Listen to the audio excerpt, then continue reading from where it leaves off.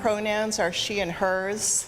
I was reflecting today on how I'm involved in the church now, and I ring bells. That's what I do. But I've, in the past, been involved in a lot of committees and board and things like that. Welcome to First Unitarian Church, where our mission is to explore the eternal, nurture community, and pursue the common good. We welcome you in your brokenness and in your wholeness, no matter where you have been, who you are, or who you are becoming. We greet you today with love. I'd like to extend a special welcome to everybody who is watching us on YouTube this morning. During the prelude, please introduce yourself in the comments and let us know where you're joining us from. If you're in Oklahoma City, what neighborhood are you in? Or if you're elsewhere, what city are you in? And now the prelude prepares us for worship.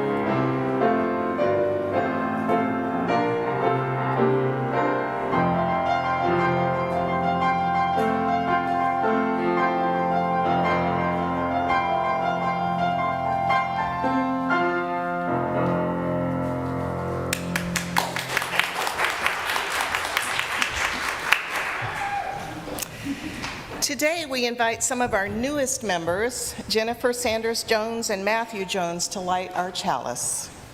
Jennifer and Matthew were married here in 2011, and they signed the membership book last month on Ingathering Sunday. Please join me in welcoming them to our First Unitarian community.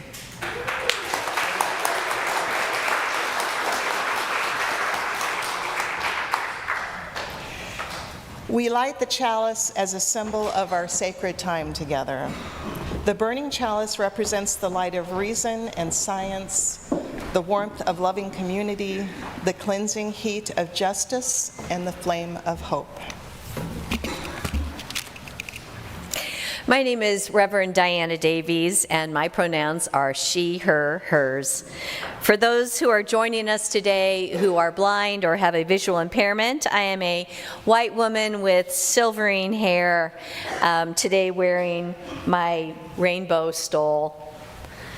At First Unitarian, we share our pronouns and our self-descriptions in a spirit of inclusion. And in that same spirit, I want to remind you that we always have large print hymnals and orders of service available from our ushers in the back.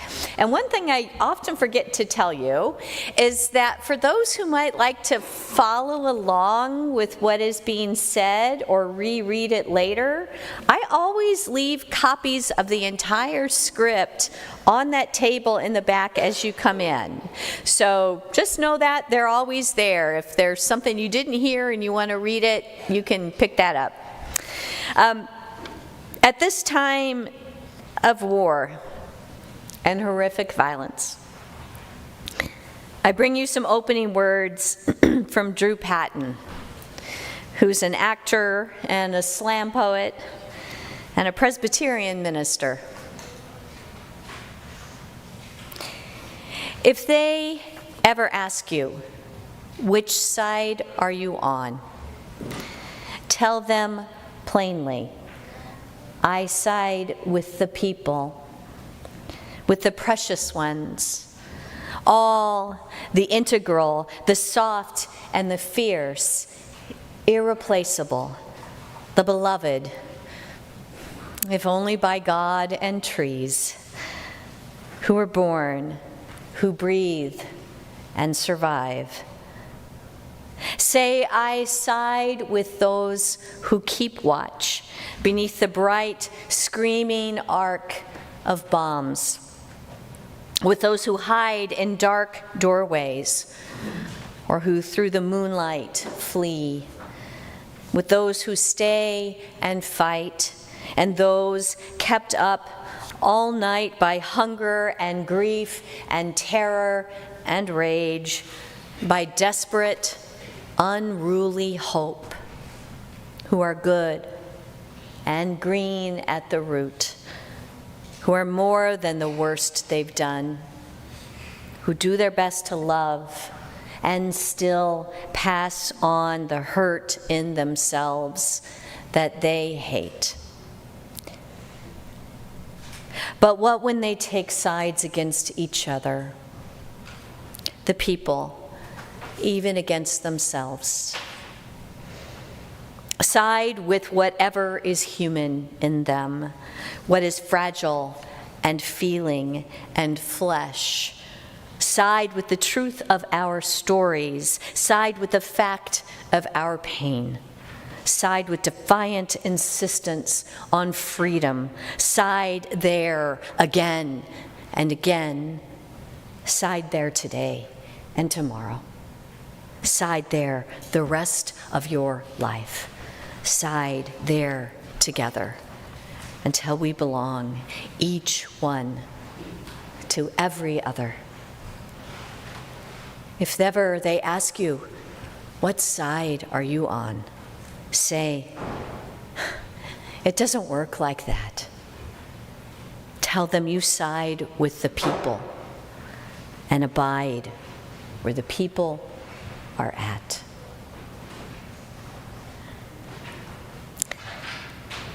Our opening hymn today is a reminder that amidst so much pain in the world, there is still the grace of nature, the gift of beauty given to all equally and freely, the peace of an autumn day, the turning of the year. Please rise in body or in spirit for our opening hymn. Our choir director, Ibuka Zekacha, will lead you in singing number 53. It's in the gray hymnal, I Walk the Unfrequented Road.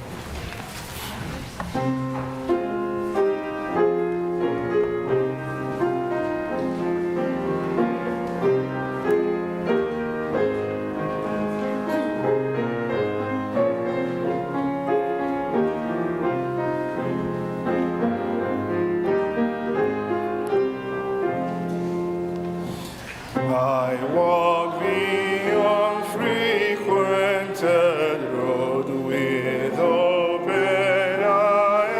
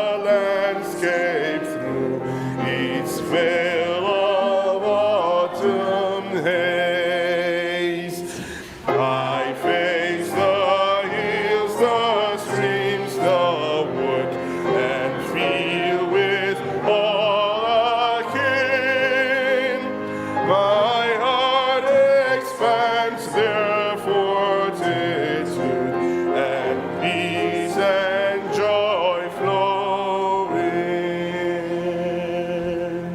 Please be seated.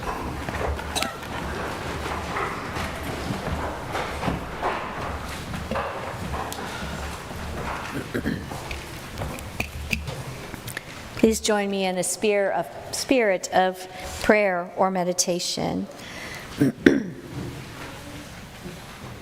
This is the prayer of the mothers. It was written collaboratively by two women.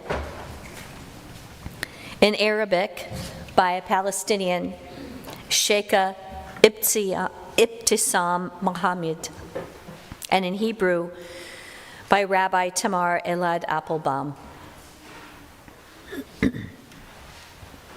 God of life, you who heals the brokenhearted, binding up our wounds, please hear this prayer of mothers. You did not create us to kill each other, nor to live in fear or rage or hatred in your world. You created us so that we allow each other to sustain your name in the world. Your name is life. Your name is peace. For these I weep. My eye sheds water. For our children crying in the night. For parents holding infants, despair and darkness in their hearts. For a gate that is closing, who will rise to open it before the day is gone. With my tears and with my constant prayers, with the tears of all women deeply pained at these harsh times, I raise my hands to you in supplication. Please, God, have mercy on us. Hear our voice that we not despair, that we will witness life with each other, that we have mercy one for another, that we share sorrow one with the other, that we hope together one for another. Inscribe our lives in the book of life. For your sake, our God of life, let us choose life. For you are peace, your world is peace, and all that is yours is peace. May this be your will. And let us say, Amen. As Steve plays some music for us, I invite you to light a candle for peace. Peace in Israel, peace in Palestine, peace in Ukraine, peace wherever there is poverty, fear, violence, and hatred. Peace even in the most forgotten and forsaken of places. Peace in our very hearts. We're lighting real candles today, so please be careful. And we have two stations. One is in the back, one is in the front. Please go to whichever one is most convenient to you.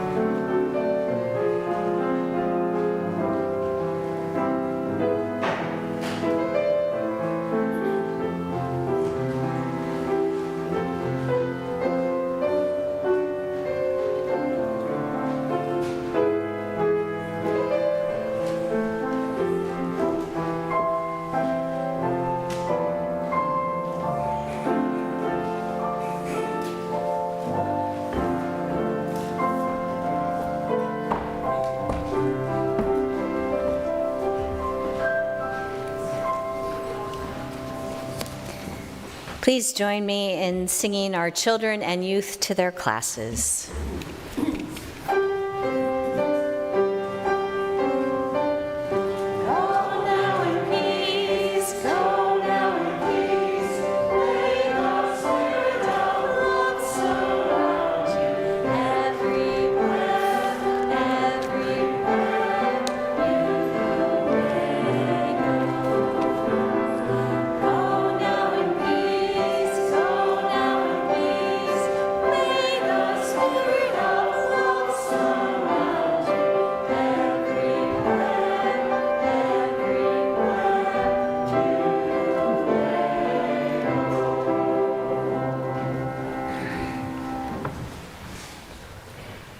Oh, some cute kids. Hi, my name is Ann Meeks. I'm a member of the board, and I'm here to tell you that every Sunday we take an offering. Since 2002, all the cash and designated checks from that offering have gone directly to external nonprofit organizations doing good work, our Change for Change partners. For this month of October, our Change for Change partner is Freedom Oklahoma. Freedom Oklahoma advocates and organizes across Oklahoma and within the 39 sovereign tribal nations that call this land home to build a future where all two-spirit, lesbian, gay, bisexual, transgender, queer, and fuller spectrum of people whose sexuality or gender or romantic identity exists behind a heteronormative binary framework. I'm going to try it. 2SL GBTQ+. Have the safety to thrive. Freedom Oklahoma was nominated as this month's Change for Change partner by our radical welcoming team in honor of LGBTQ History Month. For those of us who are in the sanctuary with us today, in just a moment we'll be passing the offering plate. If you're not able to make a gift today, we invite you to offer a blessing to the work of Change for Change partner as the plate passes through your hands. If you're watching us online, you can make your gift by sending a check to First Unitarian and write Change for Change on the memo line, or you can make an online payment through our website, which is oneuc.org.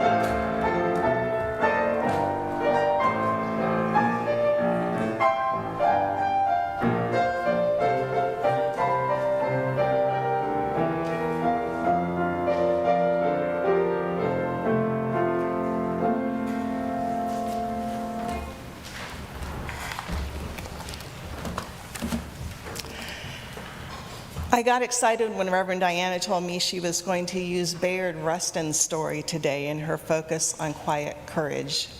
His 1963 article, From Protest to Politics, The Future of the Civil Rights Movement, is an important part of the organizing canon, and that's what I do these days. It's a piece of brilliance. It's important not only because of the insights into that pivotal moment in the civil rights movement, but also for the principles he laid out that hold true for organizing work today. Because of his sexuality and his early involvement in communist activities, Rustin worked behind the scenes during the civil rights movement, but was a hugely influential leader. Sometimes he was pushed back by other leaders, but he also very much understood the world as it is versus the world as it should be. For example, it was at his insistence that he was not publicly acknowledged in MLK's book, Stride Towards Freedom. Responding to a colleague, Rustin wrote, quote, "In regard to King's book and my name being left out, this was my decision, and a very sound one, I believe. I do not know if you know that the reactionaries in the South have distributed several pieces of literature accusing King of being a communist and linking me, a communist agitator, with him. I did not feel he should bear this kind of burden. For your information, the first draft of King's book listed the tremendous help which I had given him and the movement. I mention this only because I would not want you to think that Martin is the kind of person who would take my name out because of fear. I want you to know that I insisted he do so." I wanted to say just a few words about Rustin's article, From Protest to Politics. He wrote it in 1963, and it was published in the months after the March on Washington.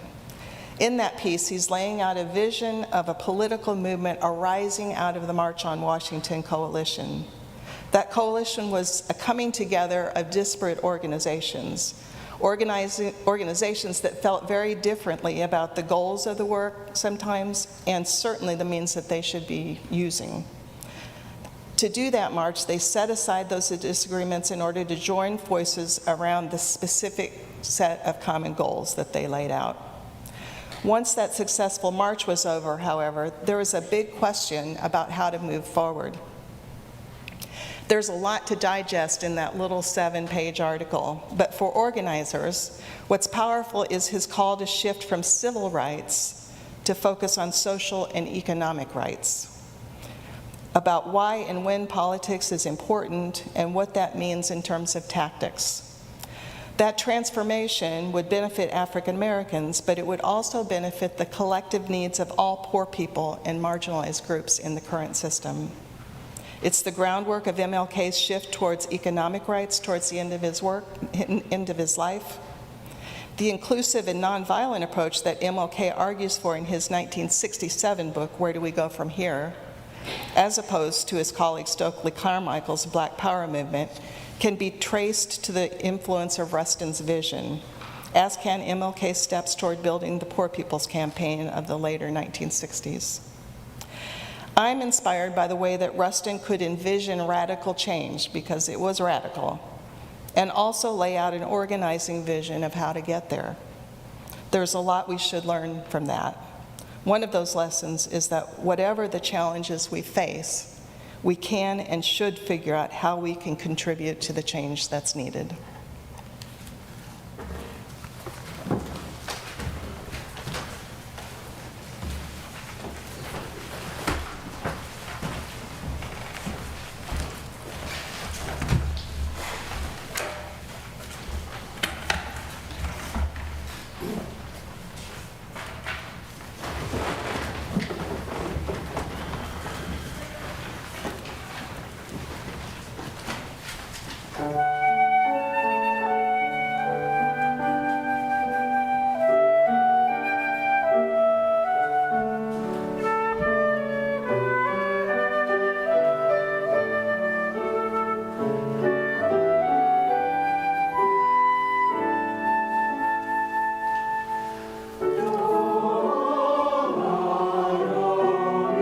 Pace,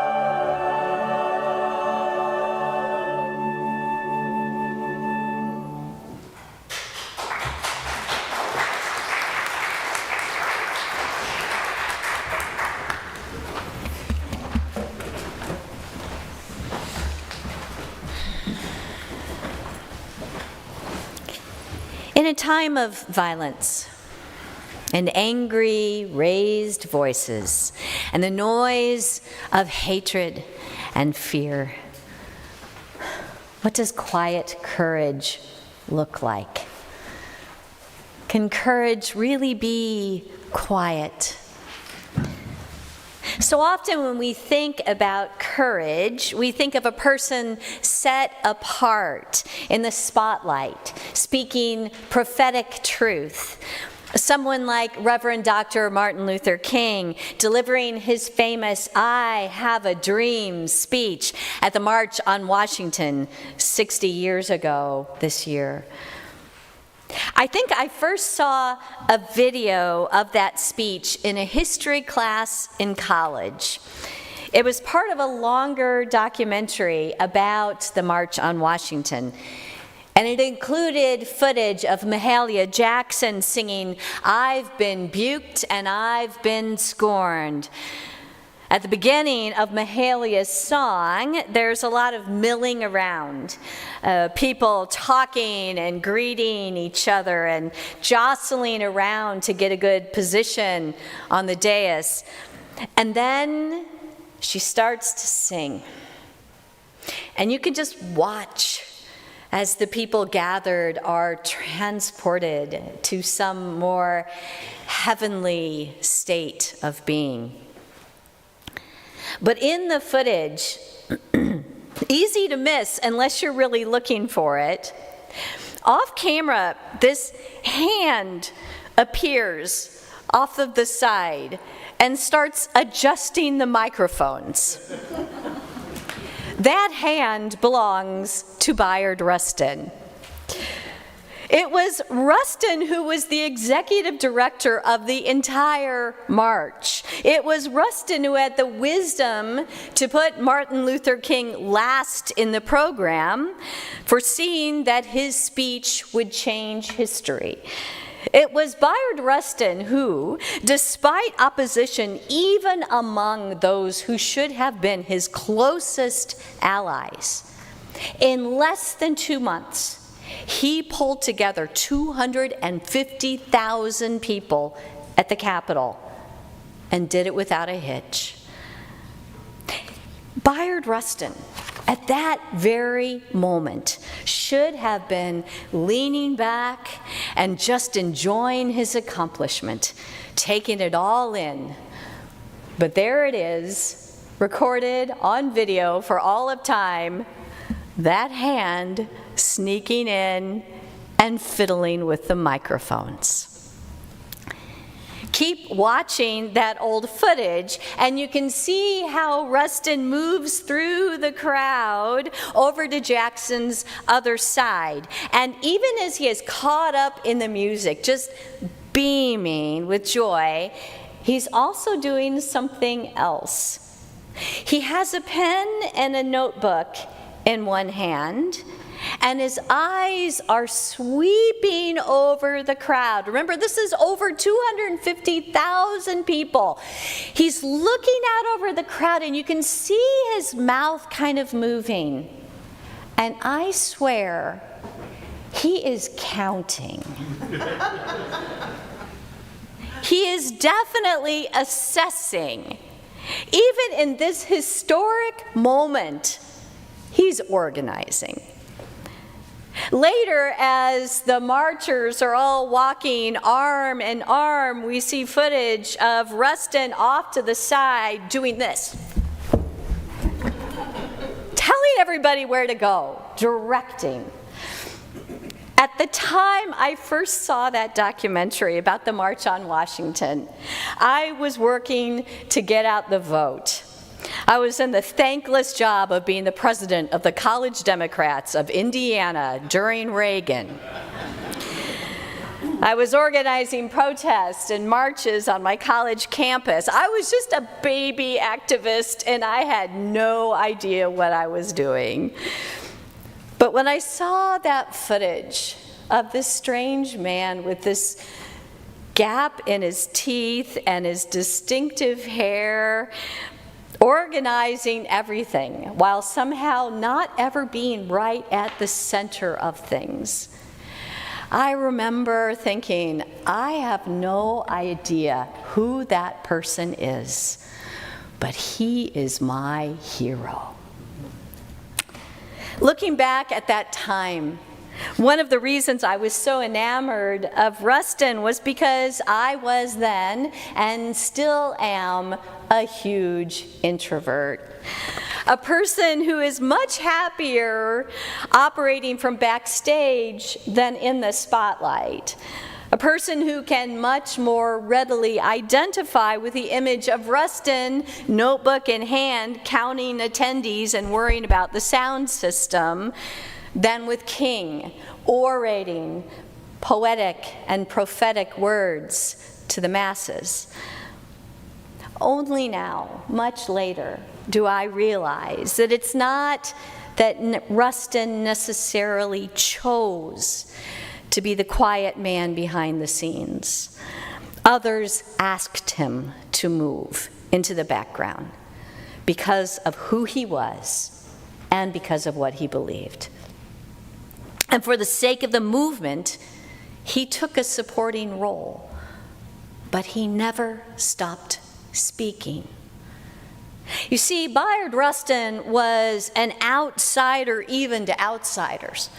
In an interview that he gave in 1987, the year that he died, Rustin said, quote, "I remember on one occasion somebody said to me, 'Goodness gracious, you're a socialist, you're a conscientious objector, you're gay, you're black. How many jeopardies can you afford?'" And to some today, Rustin is a kind of intersectional exemplar. He lived at the intersection of oppressions: a religious minority, a Quaker, a black man, an openly gay man, and one who, on top of all of that, seemed to always be out of sync with whatever the popular opinion of the day was.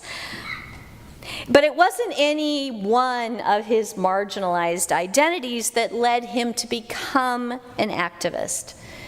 It was a sense of justice that was just so much a part of his being that he just couldn't act in any other way.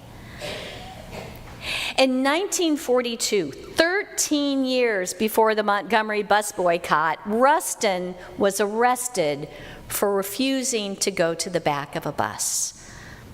It wasn't part of a larger action or a coordinated protest. He just realized in that moment that he could not be a part of injustice. A year later, he was jailed for over 2 years for registering as a conscientious objector during a war that many considered to be a just war, World War II. And it wasn't only that his Quaker faith told him that war was against the teachings of Jesus, but because he could not fight for a country that didn't even acknowledge his humanity as a black man. Almost as soon as he was released, he traveled throughout the South with an interracial group that intentionally broke the rules of segregated bus travel. And for this, he was sentenced to a month working on a chain gang in the South.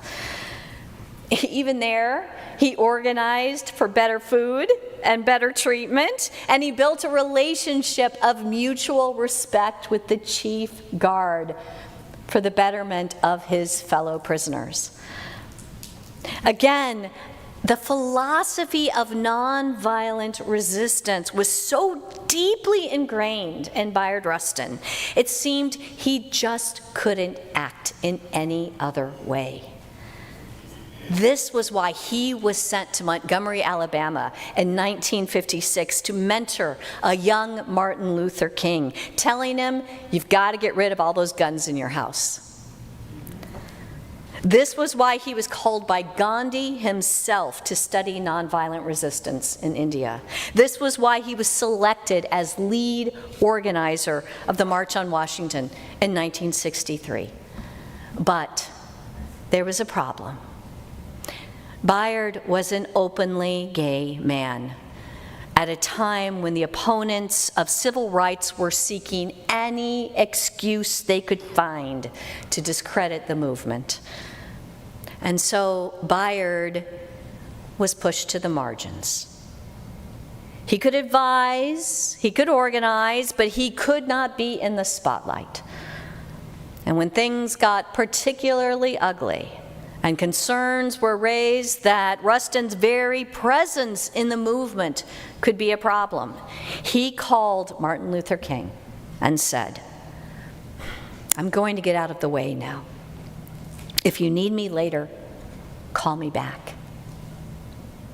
And when he was needed, he came back. Now, don't get me wrong, Rustin did not retreat. He didn't stop speaking. He would go on to be arrested 24 more times, fighting against religious intolerance and political harassment and racism, both in the United States and abroad. It's just that he didn't lose sight of the big picture.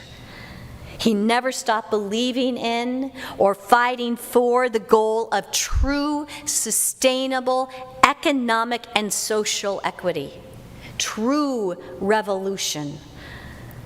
It's just that he personally didn't need to be the person credited with starting that revolution. Rustin, for me, is a model of what it means to be quietly courageous. He didn't need to be at the center or in the spotlight.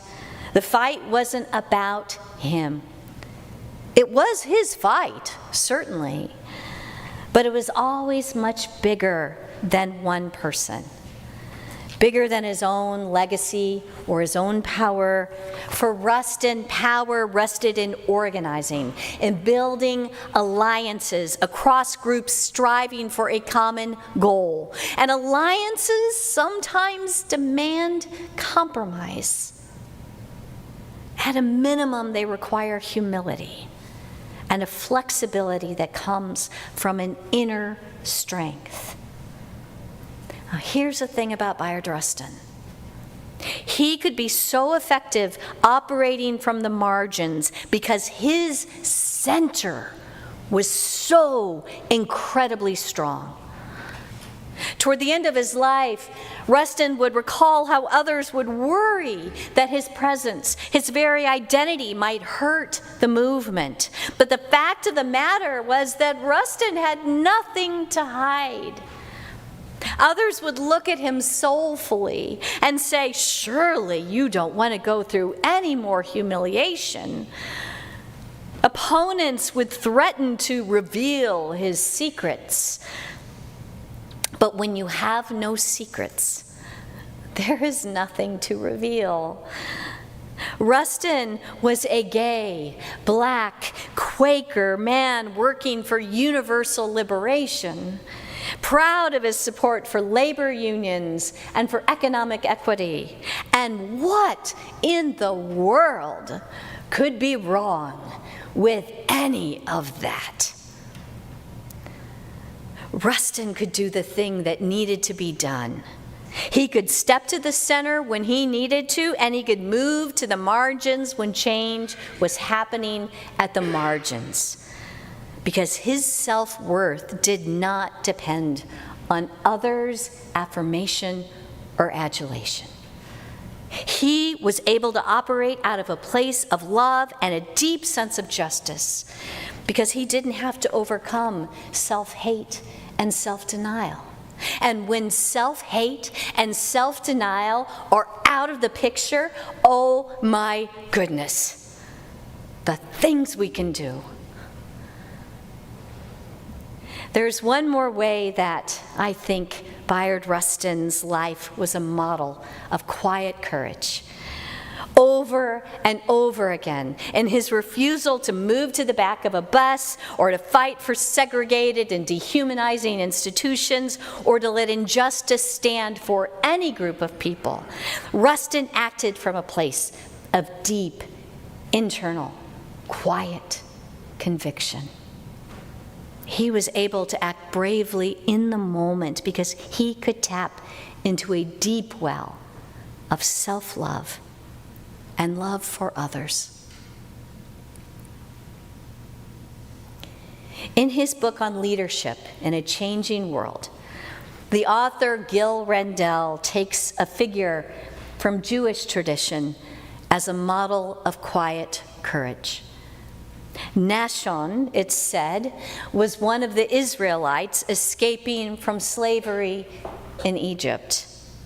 According to the Midrash, when Moses leads his people up to the Red Sea, the leaders of the different tribes all sit down at the edge of the water and they have a series of committee meetings to figure out who's going to go first. They debate and they debate. And finally, one man, this Nashon, recalls the promise that brought them to the edge of the water in the first place. He walks up to his ankles in the water, but the sea does not part. So he walks up to his knees, and still the sea does not part. He walks up to his waist, up to his shoulders, still nothing. Up to his chin, still nothing. Finally, he steps in over his head, and the sea parts. In this story, Nashon isn't like Moses. He doesn't go up to the mountaintop. He doesn't worry about how well he will lead or what his legacy will be. Like Bayard Rustin, like so many quietly courageous people, he just does the thing that has to be done. He just steps into it out of a deep place of assurance and commitment and love for others. And here's the thing I want to tell you. Within each and every one of you, even in your darkest moments of self-doubt, there is that well. There is that deep, still sea. Maybe we're not born with it, I don't know, but I know that it can be nurtured within us. We can nurture that well within our children when we teach them that they are enough, that they are worthy. We can nurture that well within one another when we remind each other, you, my friend, are not alone. We nurture it within ourselves by remembering the love that brought us to the water's edge in the first place.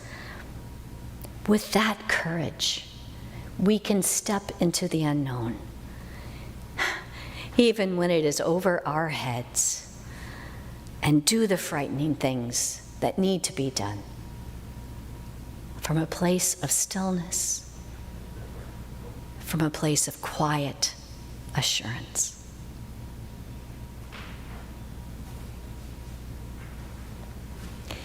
Please rise in body or in spirit for our closing hymn.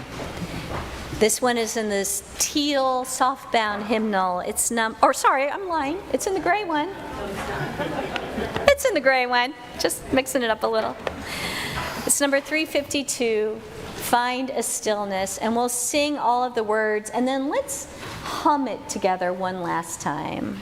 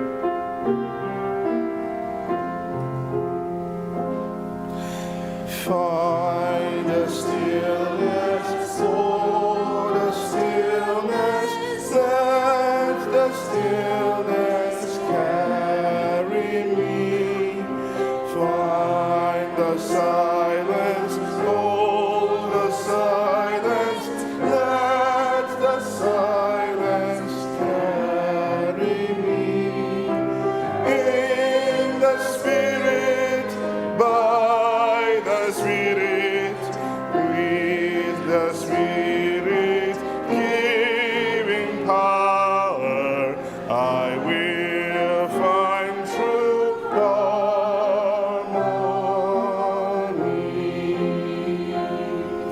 Seek the essence, hold the essence, let the essence carry me.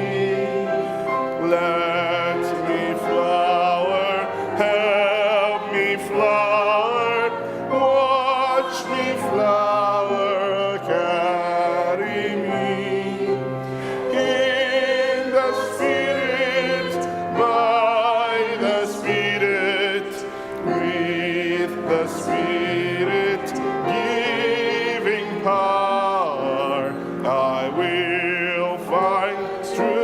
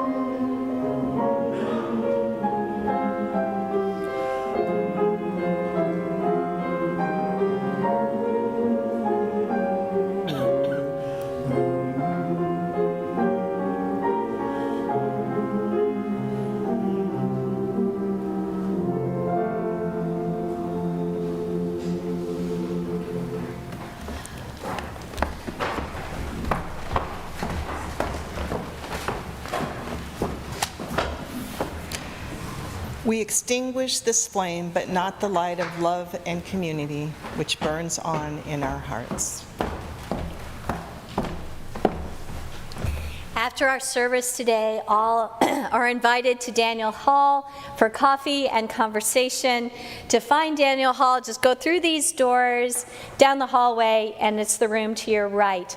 Also, I invite you to grab a cup of coffee, and then if this is your first time with us, or you've been coming for a little while and you'd like to learn more about First Unitarian, we'll have a newcomers greeting in the Eddy room. So just go all the way down the hallway till you can't go any further, take a right and go down to the end of that hallway and you'll find the Eddy room. I look forward to talking with many of you there. And a reminder that next Sunday after the service, the board will be hosting a town hall to talk about next steps in the ministerial transition. So please put that on your calendars. And now I leave you with this blessing. You know, Bayard Rustin once said that every movement needs a group of angelic troublemakers. By that, he did not mean people sitting in nice white robes playing harps and being sweet to each other. He meant the badass angels. He meant Michael and Gabriel bringing good news and fighting for what is right. May you go and be troublemakers who are angelic troublemakers, bringing your fight and your quiet courage to all that you do. May it be so.